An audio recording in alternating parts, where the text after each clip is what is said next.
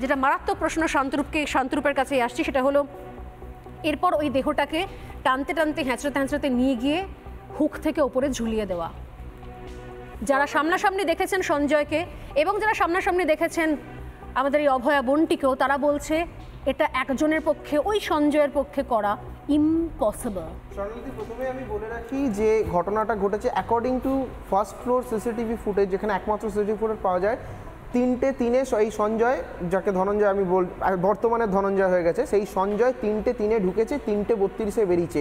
যদি time calculation করো 29 minutes, এই 29 মিনিটসে সে ওপরের ফ্লোরে গিয়ে এত কিছু ঘটনা তার একার পক্ষে করা ইটস কোয়াইট ইম্পসিবল। 72 ঘন্টা, এখনও 72 ঘন্টার বেশি পেরিয়ে গেছে। আমি শুধু একটু 72 ঘন্টা সিনারিওটা দেখতে চাই, আমি একটু সাজাতে চাইছি, মানে যারা আপামর সাধারণ জনতার একটু বোঝা উচিত যে কোন জায়গায় দাঁড়িয়ে আছে। প্রথম দিকে যে পুলিশ, একজন সিপি, নট কোনো একটা কনস্টেবল নয়, সিপি মিনস সিনিয়র আইপিএস, যার অ্যাটলিস্ট একটা হিউজ এক্সপিরিয়েন্স থাকা দরকার, সে কোনো কিছু না দেখে, বায়োলজিক্যাল কোনো রকম এভিডেন্স না দেখে সে সরাসরি সুইসাইড বলে দিল। তারপরে মানে একটা রাজনৈতিক হস্তক্ষেপ করার পর, যখন মাননীয় মুখ্যমন্ত্রী বলার পর তার একটার পর একটা তার ব্যবহার পাল্টাতে থাকলো। তার মানে কি, প্রথম থেকে আমরা দেখলাম যে মুখ্যমন্ত্রী যেটা বলবে সেটাই, সে পার্ক স্ট্রিটের ছোট্ট ঘটনা হোক আর এইখানে সিপিকে তার বয়ান মানে পাল্টাতে বলা হোক।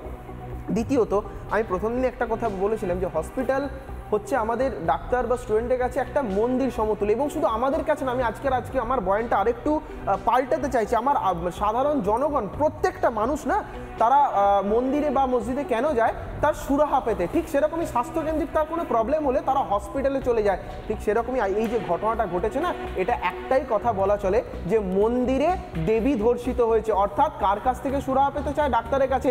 আর যে ধর্ষিত হয়েছে তিনি একজন ডাক্তার ছিলেন, সুতরাং আমরা বলতে পারি মন্দিরে দেবী ধর্ষিত হয়েছে। এবং তারপরও একটা কথা কি, আপাতমস্তক প্রচুর যে এই কমিটিগুলো তৈরি হয়েছে, বিশ্বাস করো স্বর্ণালীদি, এটা একদম পুরোপুরি মানে রাইট হ্যান্ড লেফট হ্যান্ড। আমি বলছি কি, যারা এই মুহূর্তে তার সহকর্মী, সহযোদ্ধা বা আরো অনেকে এই মুহূর্তে যারা এই প্রশ্নগুলো তুলছেন, যেগুলো আমিও তুললাম সবার সামনে জনসমক্ষে, সেইটা ওই ওখানকার প্রিন্সিপাল তিনি বুঝতে পারলেন না, হাসপাতালে সুপার বুঝতে পারলেন না, পুলিশ বুঝতে পারলেন না। তারা স্মার্টলি ফোন করে অভয়ের মা বাবাকে বলে দিলেন যে আপনার মেয়ে আত্মহত্যা করেছে।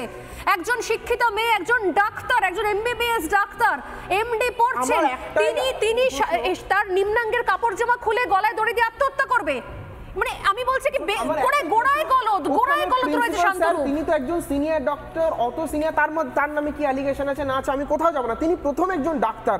তার কাছে আমার একটা করজোড়ে নিবেদন, আপনি কি সত্যি দেখেননি আজকে ওই অভয়ার জায়গায় যদি আপনার ঘরের সন্তান হতো, আপনি কি একই কথা বলতেন এইভাবে যে আপনি তাকে সুইসাইড করা হয়েছে, আপনি ধর্ষকের কি এইভাবেই পাশে দাঁড়াতেন? আজকে যারা রাজনৈতিক ভেদাভেদ করছে তাদের প্রত্যেকের কাছে প্রশ্ন, আজকে অভয়ার জায়গায়, আমাদের ডাক্তার বন্ধুর জায়গায় একবার নিজের ঘরের মানে একটু মা বোন সন্তান যারা আছে তাদেরকে একবার পরিকল্পনা করে দেখুন, এটা মেনে নেওয়া যাচ্ছে না। এবং কিছু বলছিলেন ডক্টর সরকার, কিছু বলছিলেন। তোমার প্রতিটা কথা সত্যি, তার সঙ্গে কোনো রকম কোনো মতভেদের প্রশ্ন ওঠে না, কিন্তু আমরা যদি একটু অবজেক্টিভলি ভাবি এই সময়, এই যে প্রশ্নগুলো তুমি তুলছো স্বর্ণালী, যেগুলো একেবারে পয়েন্ট ওয়াইজ হাইলাইট করেছে, আমার মনে হয় উইদাউট আ ডাউট আমরা রাজ্যের মানুষ এখন পলিটিক্যাল ক্ল্যারিফিকেশন চাইছি না, আমরা law and order police force থেকে ক্ল্যারিফিকেশন চাইছি। আমাদের ক্যালকাটা, ওয়েস্ট বেঙ্গল কি ক্যালকাটা পুলিশ থেকে আমরা তাদের একটা স্বচ্ছ সৎ ক্ল্যারিফিকেশন চাইছি যে নাগরিক প্রশ্নগুলো মানুষের সামনে আসছেন, আপনাদের জোর হাত করে অনুরোধ করি, প্লিজ কাম ফরওয়ার্ড। আপনার একটা সম্মানের জায়গায়, বিশ্বাসের জায়গায় আছেন। কিন্তু সরকার, আপনার মনে হয় যে পুলিশের এই নাগরিক ভূমিকাটা এটা পলিটিক্যাল কোন রকমের ইনফ্লুয়েন্স ছাড়া করা সম্ভব? ফুটেজ কেন সামনে আনছে না এখন অবধি? ফুটেজ না, সিসিটিভি ক্যামেরা নাকি ধরা পড়েছে নাকি শুধুমাত্র সঞ্জয় একাই নাকি গেছে, কিন্তু সেই সিসিটিভি ফুটেজ আজ পর্যন্ত সামনে নিয়ে আসা হলো না। আমি আসবো, আমি মাঝখানে একটা স্টেটমেন্টও বলি। এখানে ডক্টর সরকার রয়েছেন, শান্তরূপও রয়েছেন। প্রিন্সিপাল একটা স্টেটমেন্ট ভীষণ রকমভাবে নিয়ে প্রতিবাদ করছেন মেডিকেলের ছাত্রছাত্রীরা। বলা হয়েছে যে মেয়েটি কেন এত ইরেসপন্সিবল ছিল যে রাত্রিবেলা একা ছিল। মানে এই তো সেই ওই ধরনের কথা হয়ে গেল যে মেয়েদের রেপ করার জন্য তার পোশাক দায়ী। মানে এই ধরনের মন্তব্য যে কোনো মানে হাসপাতালের প্রিন্সিপাল করতে পারেন, আমার অন্তত ধারণার বাইরে। যদি সত্যি সত্যি তারা এই পোস্টারটা নিয়ে বিক্ষোভ না করতেন।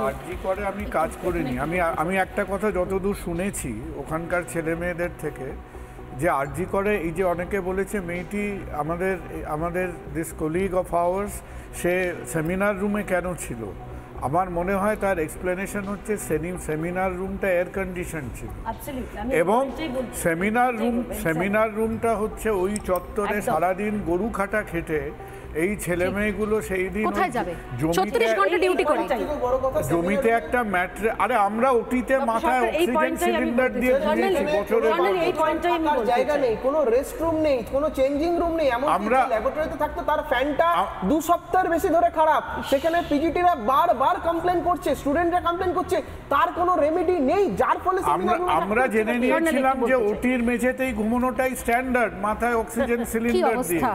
আর এই ছেলে মেয়েগুলো জেনেছিল যে ওই যদি একটু বিশ্রাম করতে হয় সেমিনার রুমে এসিটা চালানো যায়, চালিয়ে আমি যদি মেঝেতে শুতে পারি, এটাই হলো 30 ঘন্টা ডিউটি দেওয়ার পরে আমি একদম সেই একাধিক বক্তব্যগুলো উঠে এসেছে, আমি বক্তব্যগুলো শোনাবো, তার আগে কেয়াদির কাছে যাই। কেয়াদি কিছু বলছে, কেয়াদি।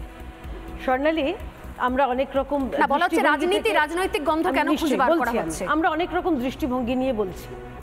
আপনি বলছেন সাংবাদিকের দৃষ্টি নিয়ে খুব একদম যথার্থ প্রশ্ন তুলেছেন। ডক্টর সরকার তিনি তাঁর দীর্ঘ অভিজ্ঞতা নিয়ে তিনি তার দৃষ্টিভঙ্গি দিয়ে বলছেন। ভাই শান্তরূপও তাঁর এই প্রজন্মের একজন প্রতিনিধি হিসেবে, ডাক্তারের প্রতিনিধি হিসেবে তাঁর যে বক্তব্য তুলে ধরেছেন। কিন্তু দৃষ্টিভঙ্গি নিয়ে যখন কথা হচ্ছে, আমি তো পুলিশের দৃষ্টিভঙ্গি নিয়ে আমি তো প্রশ্ন করতে চাই। পুলিশের যে দিব্য দৃষ্টি রয়েছে, তারা ডেড বডি দেখে তৎক্ষণাৎ বুঝে যান যে এটা আত্মহত্যা, তারা বুঝে যান যেখানে ধর্ষণ হয়নি, এখানে খুন হয়নি। পরে চাপে আপনাদের মতন মিডিয়া এবং পশ্চিমবঙ্গের সাধারণ মানুষ এবং এই প্রজন্মের ডাক্তার শান্তরূপদের মতন ডাক্তারদের প্রতিবাদের চাপে পুলিশ পরে বলল খুন, পরবর্তীকালে বলল না এতেও হচ্ছে না, তো চাপা দেওয়া যাচ্ছে না কিছুতেই, তারপরে তারা বলছেন ধর্ষণ, এবং তারপরে সঞ্জয় বা ধনঞ্জয়, আমি জানি না তাকে কি বলবো, তাকে শুধুমাত্র খাড়া করা হলো। প্রশ্ন তিনটে। প্রথম প্রশ্ন হলো যেটা কুণাল বাবু বললেন, একদম যথার্থ কথা, রাজ্যের একটা প্রথম সারির কলকাতা শহরের আরজি করের মতো নামী হাসপাতাল অনকল রুম নেই কেন? যেখান থেকে ডাক্তাররা যেখানে বসবেন, বিশ্রাম করবেন, তাদের যখন ডাক পড়বে তারা যাবেন, একটা হাসপাতালে নেই কেন? এই হচ্ছে এই অবস্থা। এরা ভাইগুলো বলছেন যে আমাদের কোনো চেঞ্জ করার জায়গা নেই, যেখানে প্যাথোলজি রুম সেখানে পাখা ভাঙা। আর পলিটিক্যাল কথা বলতে চাই না, আমি আজকে একজন সাধারণ মানুষ হিসেবে বলতে চাই,